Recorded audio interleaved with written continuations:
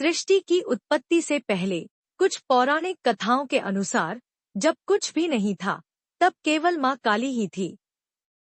वह आदि शक्ति थी जिनसे ब्रह्मांड का निर्माण हुआ। 2. समुद्र मंथन कथा। एक कथा के अनुसार जब देवताओं और असुरों ने समुद्र मंथन किया तो उसमें हलाहल विष निकला। उस विष से बचाने के लिए भगवान शिव ने उसे अपने कंठ में धारण किया और इस प्रक्रिया में माँ काली ने शिव की सहायता की। माँ काली की उत्पत्ति की सबसे प्रसिद्ध कथा देवी महात्म्यम से संबंधित है। यह कथा तब की है जब महिषासुर के वध के बाद असुरों ने फिर से धरती पर आतंक मचाना शुरू कर दिया था। रक्तबीज नामक असुर। रक्तबीज एक अत्यंत शक्तिशाली असुर था जिसे वरदान प्राप्त था कि उसकी हर गिरती बूंद से एक नया रक्तबीज जन्म लेगा। देवताओं ने जब उस पर आक्रमण किया तो उसकी रक्त की हर बूंद से नए असुर उत्पन्न होने लगे। माँ दुर्गा का क्रोध। जब माँ दुर्गा या माँ पार्वती ने देखा कि रक्तबीज को मारना असंभव हो रहा है तो उनके भीतर से एक अत्यंत उग्र और भयानक शक्ति प्रकट हुई जो माँ काली के रूप में जानी गई। माँ काली का स्वरूप।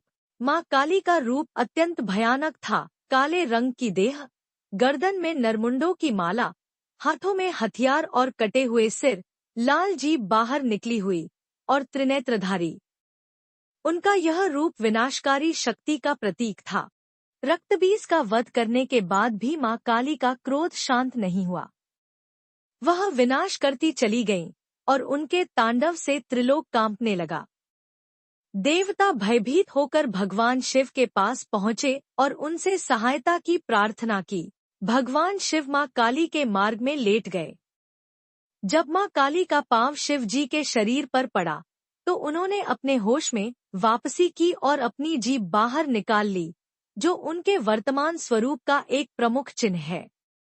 यह घटना यह दर्शाती है कि उनके क्रोध को केवल शिव अर्थात शांति और चेतना ही शांत कर सकते हैं। माँ काली का पूजा और अनुष्ठान। माँ काली की पूजा विशेष रूप से तंत्र साधना और काली पूजा। काली पूजा मुख्यतः बंगाल, ओडिशा और असम में प्रचलित के दौरान की जाती है। मंत्र क्री कालिकाय नमः। भोग माँ काली को लाल रंग के वस्त्र, लाल फूल, मुख्यतः गुड़हल और बलिदान का भोग अर्पित किया जाता है। रक्तबीज का वध।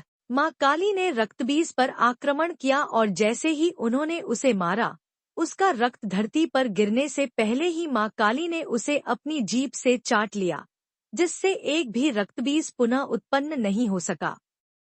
इस प्रकार माँ काली ने रक्तबीज का अंत कर दिया। माँ काली की उत्पत्ति की कथा केवल एक पौराणिक घटना नहीं बल्कि एक आध्यात्मिक संदेश भी है।